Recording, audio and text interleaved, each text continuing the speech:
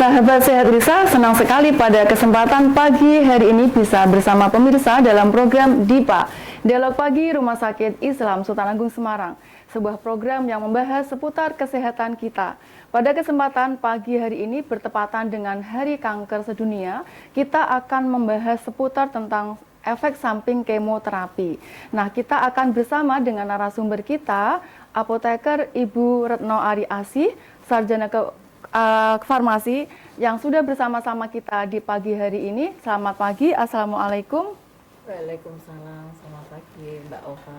Baik, selamat pagi Mbak Ari. Senang sekali pada kesempatan pagi hari ini bisa bersama-sama Mbak Ari ya pada memperingati Hari Kanker Sedunia. Nah, pemirsa, sebelum kita berdialog untuk melanjutkan topik kita di pagi hari ini, saya akan sapa dahulu pemirsa dimanapun Anda berada saat pagi ini, semoga dilancarkan aktivitasnya. Dan kami sapa juga pasien, pengunjung Rumah Sakit Islam Sultan Agung Semarang. Terima kasih kami sampaikan atas kepercayaan pelayanan kesehatan kepada Rumah Sakit Islam Sultan Agung Semarang. Baik pemirsa, seperti yang sudah kita ketahui bahwa topik kita pada pagi hari ini yaitu adalah efek samping kemoterapi. Nah, pasien untuk kanker mengalami terapi kemoterapi ini sepertinya sudah umum, tetapi ternyata terapi kemoterapi ini adalah mempunyai efek samping, diantaranya adalah mual, muntah, kelelahan yang berkepanjangan, ataupun mungkin rambut rontok. Nah, ternyata Mbak Ari, efek samping ini tuh ternyata cukup mengganggu pasien. Nah, pada kesempatan pagi hari ini kita akan membahas bersama Mbak Ari bagaimana cara mengelola efek samping tersebut agar memang kualitas hidup dari pasien ini senantiasa meningkat, Mbak Ari, begitu. Baik. Sebelum kita membahas lebih detail apa-apa saja yang bisa dilakukan terutama pasien yang sedang menjalani kemoterapi dan atau mungkin pasien yang akan menjalani, sehingga nanti bisa mengetahui hal apakah yang harus dilakukan ketika kita itu akan menjalankan kemoterapi ini. Sebelumnya mungkin bisa dibahas sedikit terkait dengan apa sih kemoterapi seperti itu, Mbak Ari. Terima kasih atas waktunya Mbak Ova. Ya, sebetulnya apa sih kemoterapi? Kemoterapi itu adalah serangkaian dari pengobatan kanker. Jadi pengobatan dari kemoterapi itu bagian dari pengobatan kanker. Baik. Selain ada kemoterapi itu ada pembedahan. Berarti tidak cuma satu-satunya ya kemoterapi itu. Tidak baik. satu-satunya. Jadi ada pembedahan. Kalau pembedahan itu misalnya belum tuntas, itu akan dilanjutkan ke kemoterapi. Bisa juga terapi radiasi, radiasi sinar UV itu bisa. Kemudian ada juga yang komplementer, itu juga diakui dari Departemen Kesehatan. Kemoterapi dan terapi tradisional itu bisa dikombin, tapi harus dilihat waktunya, kapan pemberian kemoterapi, kapan pemberian obat tradisional, itu bisa. Oh, cukup menarik ini Mbak Ari. Jadi memang tadi ya seperti yang disampaikan Mbak Ari itu tidak semua kanker itu akan diberikan terapi kemoterapi. Ada terapi-terapi yang lain. Berarti ini terapinya itu berdasarkan dari hasil patologi anatominya. Jadi memang pemirsa, sebelum pasien itu menjalani kemoterapi itu ada yang namanya patologi anatomi ya Mbak Ari ya. Jadi diperiksa sampelnya itu apakah memang benar-benar ganas, dan apakah hal ini juga yang akan menentukan apakah pasien menjalani pengobatan secara apa, begitu Mbak Ari? Iya. Jadi kalau misalkan pasien terjadi yang dicurigai itu kanker atau tumor, itu kan ada yang langsung misalnya itu harus tindakan operasi, kemudian diambil sampelnya. Dari situ akan dilihat ganas atau tidak. Misalnya dia perlu lanjutan dengan kemoterapi, maka dia akan dilanjutkan kemoterapi. Karena dengan terapi yang ini, operasi dan radiasi itu lokal, sifatnya lokal. Tapi kalau yang masuk ke kemoterapi itu sudah mulai sistemik. Berarti ini yang lebih, maksudnya tuh yang grade-nya tuh lebih atas tinggi, gitu ya. Jadi karena kalau kanker itu diangkat, pasti mungkin masih ada sisa-sisa sel kanker. Nah, dengan pengobatan sistemik itu untuk membunuh sel-sel kanker yang masih hidup. Nah, tapi efek dari kemoterapi itu tidak cuma sel kanker aja yang kena. Oh, Bisa jadi juga sel-sel yang nggak kanker sehat, pun juga kena, begitu. karena kalau di mikroskopis itu sel kanker sama sel normal bentuknya kan sudah berbeda. Oh, baik. Nah, ini yang Mbak Ari terkait dengan kemoterapi ini, beberapa pasien itu banyak itu yang mengalami atau mengeluhkan terkait dengan efeknya, itu ada mual, muntah, nafsu makan yang menurun, bahkan itu ada kelelahan yang berkepanjangan. Nah, apakah efek samping ini memang dialami oleh semua pasien yang menjalani kemoterapi, ataukah itu ada juga yang sebetulnya menjalani kemoterapi tetapi tidak merasakan efek samping seperti yang saya sebutkan tadi, Mbak Ari?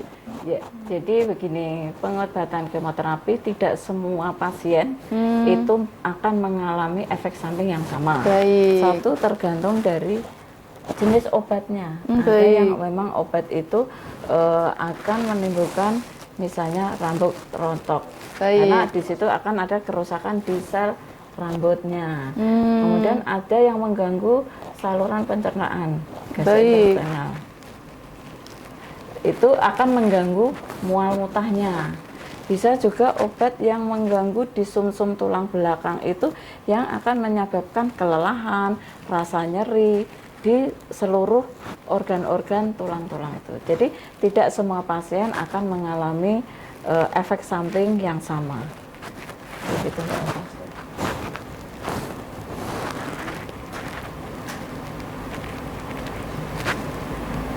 Baik, pemirsa, menarik sekali ya tadi sudah disampaikan oleh Mbak Ari terkait dengan apa itu kemoterapi dan juga efeknya, serta apakah memang efek tersebut itu dialami oleh semua pasien atau tidak. Nah, pemirsa, sebelum kita melanjutkan pembahasan kita di pagi hari ini, kita break dahulu.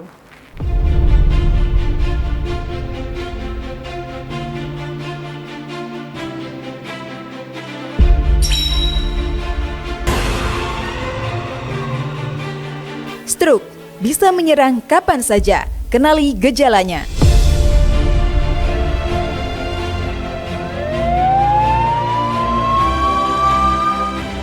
Setiap detik berharga, tindakan cepat dapat menyelamatkan otak dan hidup pasien.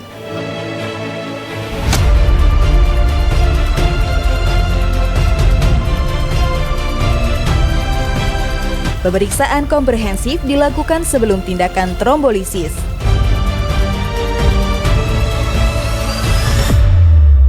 Obat yang diberikan akan melarutkan sumbatan hingga aliran darah otak kembali lancar.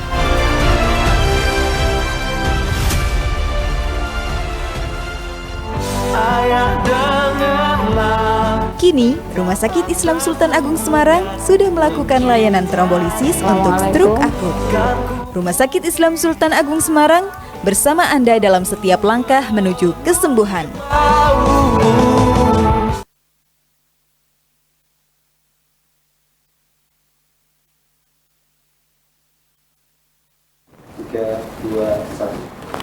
Baik pemirsa, kita kembali lagi dalam program DIPA, Dialog Pagi Rumah Sakit Islam Sultan Agung Semarang. Kita akan melanjutkan pembahasan kita ya, seperti tadi ya, efek samping kemoterapi.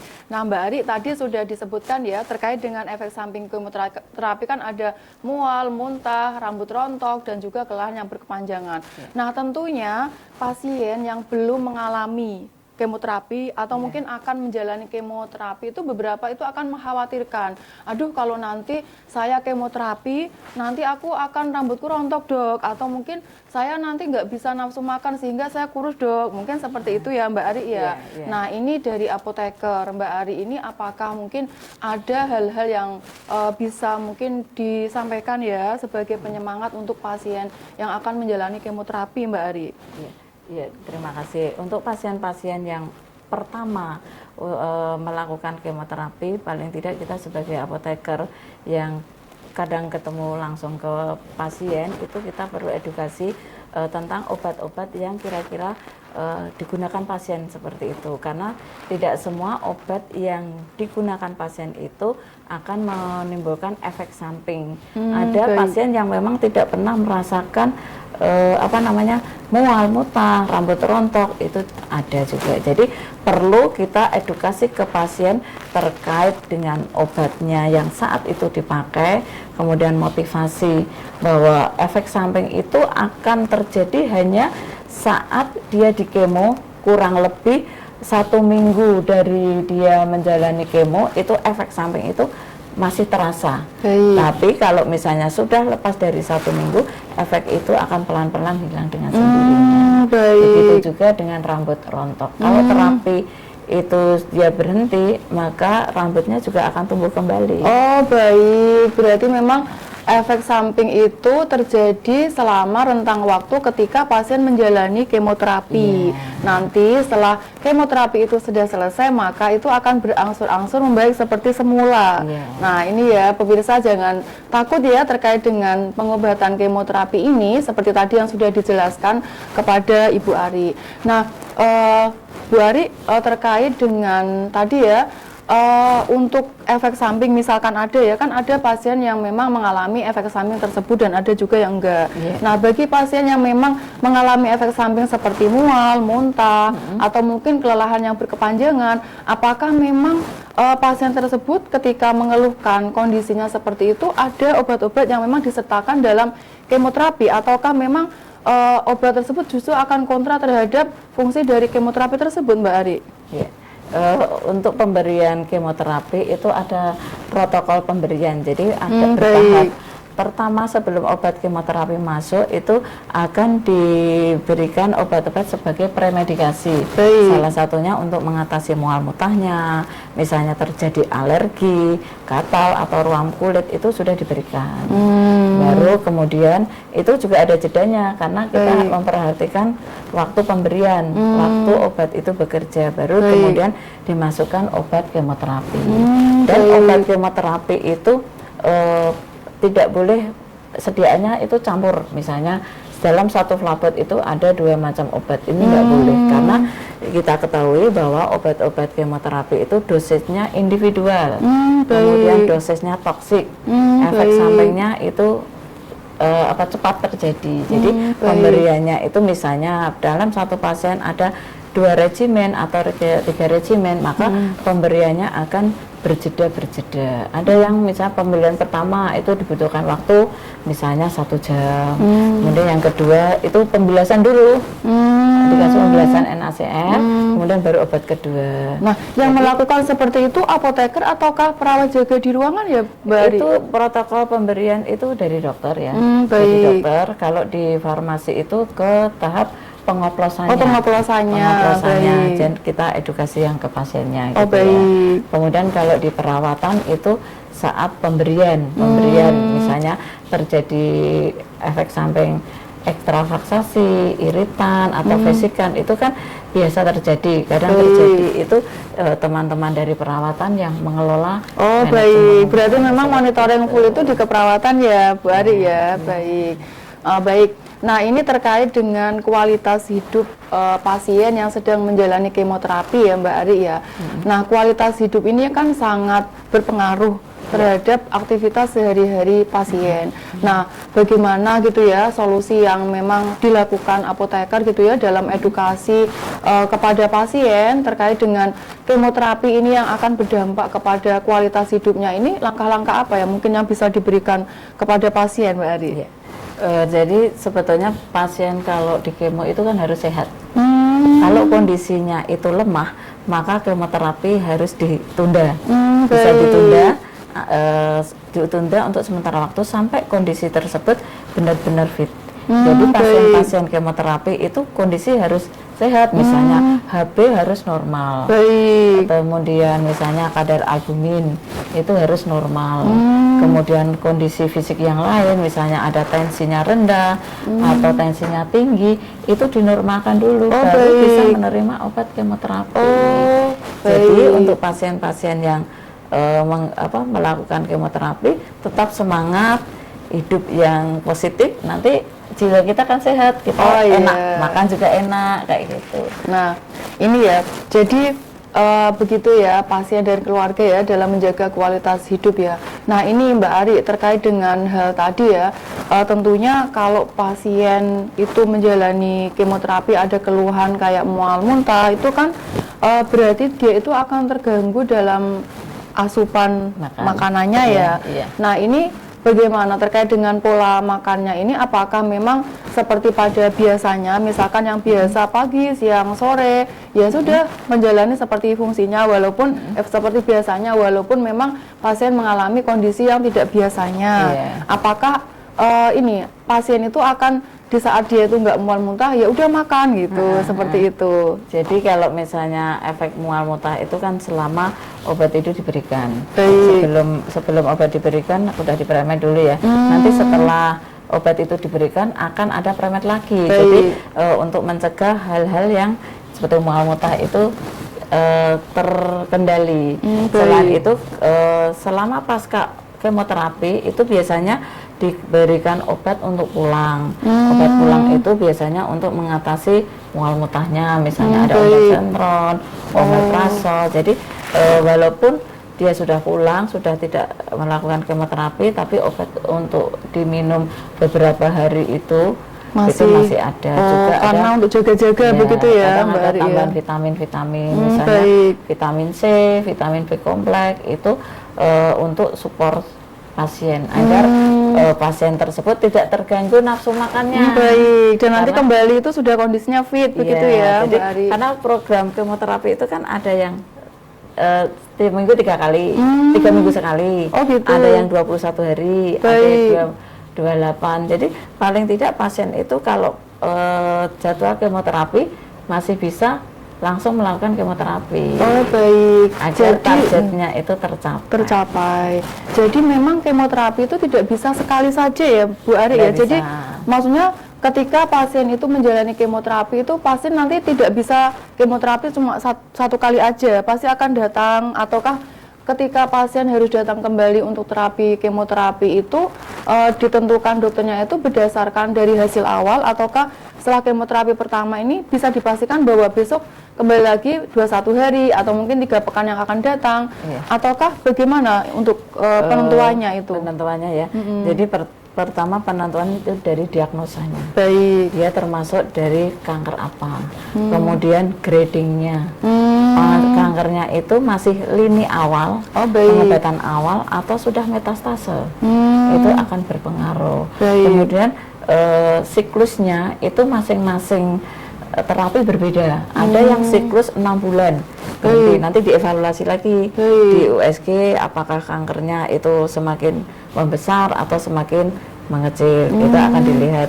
Kemudian kalau terapi ada yang sampai terapi kemarin tuh 21 kali jadi selama hampir 2 tahun. Lama sekali ya, itu ya. Itu ada pasien yang seperti itu dia akan karena kemo itu nggak boleh terus sama ya. Jadi ada 6 kali siklus ganti terapi, kemudian siklus keberapa ganti. Itu karena apa? Karena obat kanker itu juga punya sifat seperti antibiotik resisten. Oh resisten. Jadi sel kankernya tuh mengenal.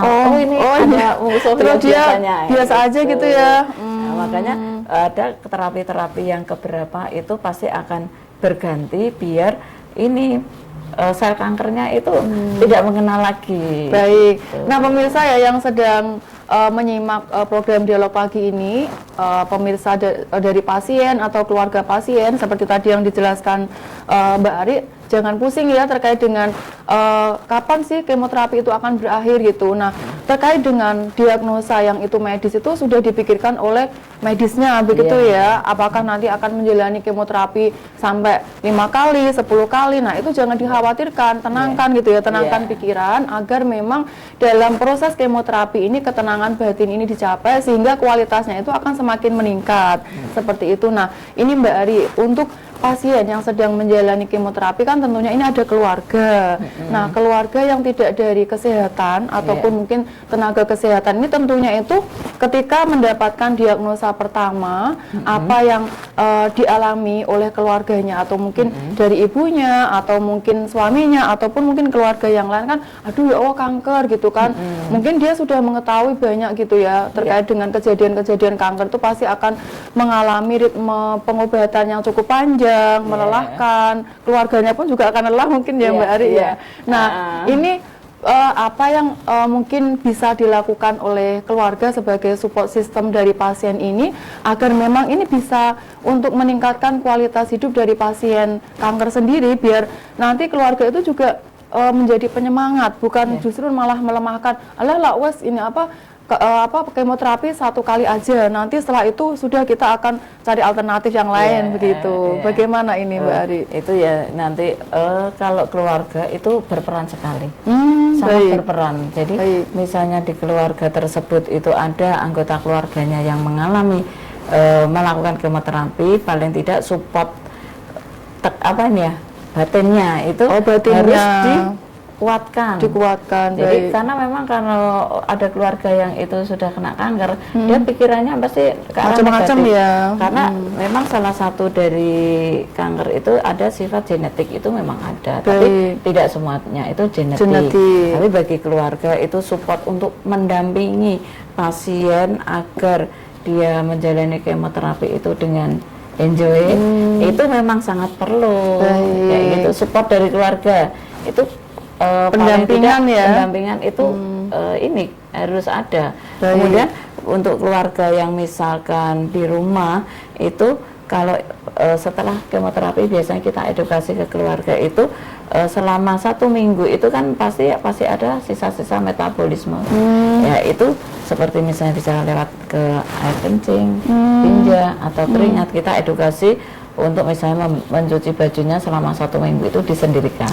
Kemudian mengguyur toiletnya kalau misalnya bersamaan itu dengan air sabun yang agak banyak. Karena kita juga harus beritahu ke keluarga itu bahwa sisa-sisa obat kanker yang lewat metabolisme tubuh itu ini kadang zatnya masih aktif.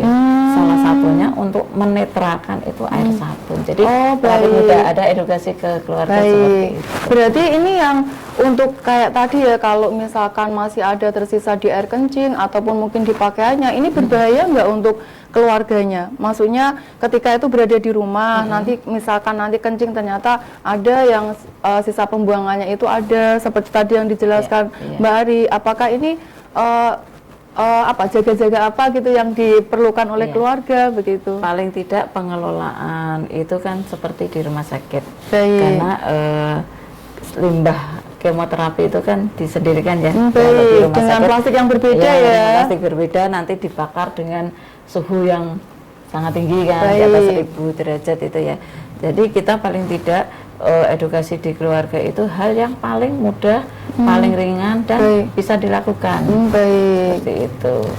Nah ini ya keluarga yang berada di rumah yang saat ini sedang mendampingi pasien kanker, jadi memang disupport penuh terkait dengan proses menjalani kemoterapi ini, karena bagaimanapun support dari keluarga itu sangat diperlukan. Seperti misalkan ya dalam kondisi lemah nanti mungkin mengambilkan makanan, seperti itu ya, dalam kondisi mual muntah itu juga bersedia mendampingin, pengen makan apa, seperti itu juga ditanyakan, jangan didiamkan, nggak mau makan ya sudah gitu kan, nanti dirasakan sendiri. Nah itu bukan support gitu ya. Tidak, kalau mau masakkan makanan itu terutama sayur dan buah itu disupport penuh ya. Misalkan ada pasien yang tidak suka sayur buah, tapi paling tidak bagaimana sih misalnya dia mengalami sariawan, itu kan otomatis makan jadi tidak mau. Itu paling tidak bagaimana untuk misalnya biar makanan itu bisa masuk. Atau mungkin di blender kan. Teknisnya ya ini ya, bagaimana pasien itu agar mau gitu, agar mau misalkan buah dia itu nggak mau, misalkan kalau apel 1 biji itu nggak mau ya, bagaimana caranya apel itu bisa masuk, dijuskan gitu ya, begitu. Nah begitu ya para keluarga yang mendampingi pasien kanker di rumah. Nah ini Mbak Ari, di samping efek samping secara fisik yang didapatkan dalam menjalani proses kemoterapi ini, ada juga namanya efek samping secara psikologis gitu. Nah dalam psikologis ini tentunya yang justru sangat berbahaya ya, mungkin pasien itu diam gitu, diam itu bukan berarti dia itu menerima pasrah dengan apa yang terjadi, tapi diamnya itu justru kayak mikirkan gitu ya, mungkin kayak hal-hal negatif gitu ya, bahkan apa yang terjadi. Nah ini bagaimana pengaruh efek psikologis ini juga peran dan dukungan keluarga ini Mbak Ari. Jadi kalau orang-orang yang sudah mengalami kemoterapi, misalnya kadang kan malu ya, misalnya ternyata dia rambutnya rontok, itu kan jadi malu. Kalau mungkin kalau muslimah enggak masalah ya, pakai jilbab gitu ya. Tapi kalau misalnya yang muslimah tapi nggak pakai jilbab kan malu kayak gitu. Itu paling tidak dia ini biasa saja menjalani hidup santai saja, istilahnya pengen ke tempat saudara, ya dilakukan. Yang penting hal-hal positif itu yang ada di dirinya, karena apa? Sesuatu yang positif akan meningkatkan imunitasnya. Dengan imunitas kita itu naik, sel kanker itu bisa pecah, bisa lisis, kayak gitu. Masya Allah. Kalau ya, makanan itu yang bisa sebetulnya ya oksidator kuat itu yang bisa melisiskan sel kanker. Misalnya vitamin C kayak itu bisa melisiskan sel kanker jadi pecah. Ya, itu kalau pecah bisa kan lewat ke lendir. Itu mungkin kita nggak terasa ya, tapi bisa lewat kencing berupa lendir atau apa itu. Lisisnya seperti itu. Kan juga pernah ada itu ya, juga keluarga itu ngajak untuk meningkatkan keimanan. Karena itu yang terpenting pernah diteliti juga itu ya. Dulu Prof Solah atau apa ya itu tentang terapi tahajud untuk pasien kanker. Ternyata orang yang melakukan sholat malam itu rutin, imunitasnya itu naik, meningkat itu semakin bagus. Jadi sel kankernya itu lisis dengan sendirinya. Nah ini Masya Allah ya, seperti yang dijelaskan oleh Mbak Ari gitu ya, untuk terapi tahajud. Nah pemirsa, di Rumah Sakit Islam Sultan Agung Semarang ini juga menerima pengobatan kanker secara kemoterapi ya, dan di sini kita memiliki fasilitas 2 ruangan untuk kemoterapi ini, dan di situ gitu ya Rumah Sakit Islam Sultan Agung Semarang, terutama ini di bagian keislaman rumah sakit, juga menjalankan program terajud, terapi tahajud untuk pasien dan keluarga kanker.